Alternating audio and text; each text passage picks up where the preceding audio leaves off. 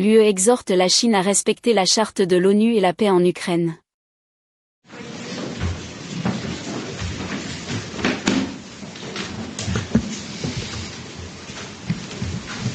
Good evening, everybody.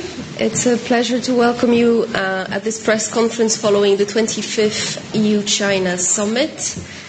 President of the European Council, Antonio Costa, and the President of the European Commission, Ursula von der Leyen, will brief you on the meetings they had with President Xi and Premier Li. And without further delay, I'll give the floor to President Costa. Good evening, Ursula. We have just concluded the 25th European Union-China Summit. I would like to thank President Xi and Prime Minister Li for hosting us today and for the open and frank exchanges that we had. This EU-China Summit takes place on the 50th anniversary of our diplomatic relations.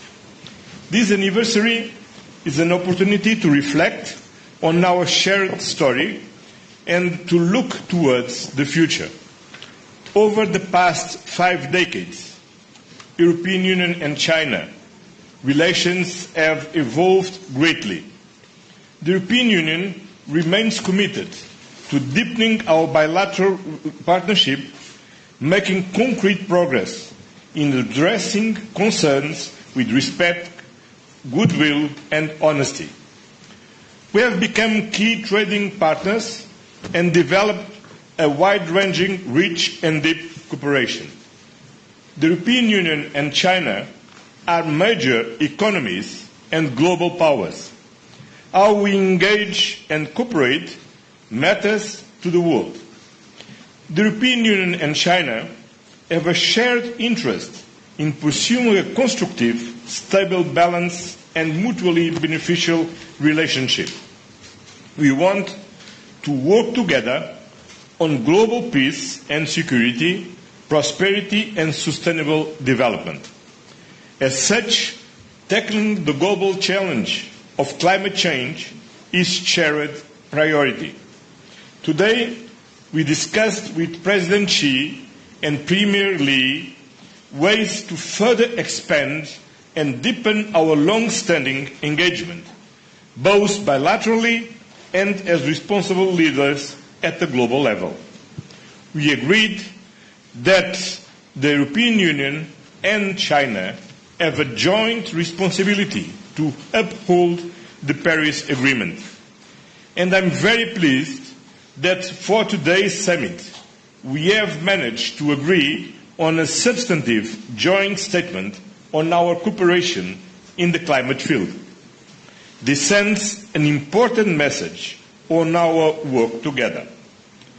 And we encourage China to also propose an ambitious national determined contribution for COP30, and China should lead by example in line with its major global role. We agreed that we have a shared responsibility to support multilateralism and the rules-based international order, and to uphold the principles enshrined in the United Nations Charter. As a permanent member of the United Nations Security Council, China has a key role and responsibility on this. In this context, we address Russia's war of aggression against Ukraine.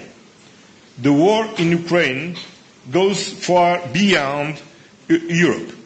It is a conflict with global implications that undermines the rules-based international order and is not just a European conflict.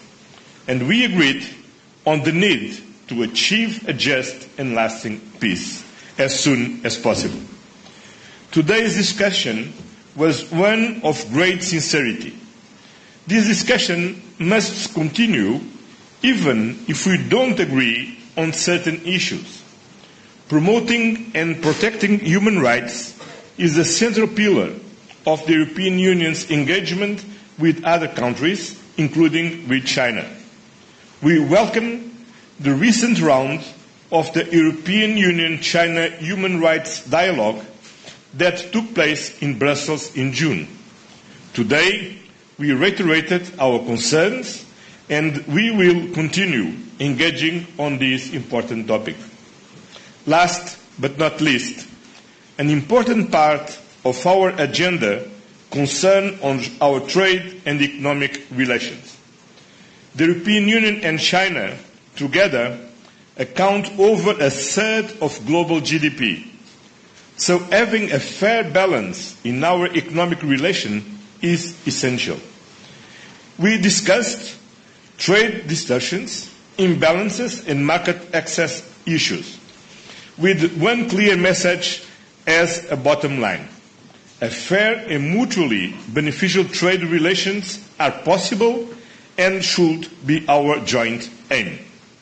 Together with President von der Leyen and the High Representative, I came to Beijing to address all these issues directly with China's President Xi and Premier Li.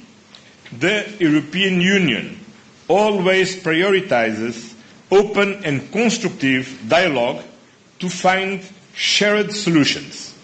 Dialogue and negotiation are in our DNA. That's what we did today in an open and frank manner. Now it is time to put today's discussion into action and to make further progress. Thank you.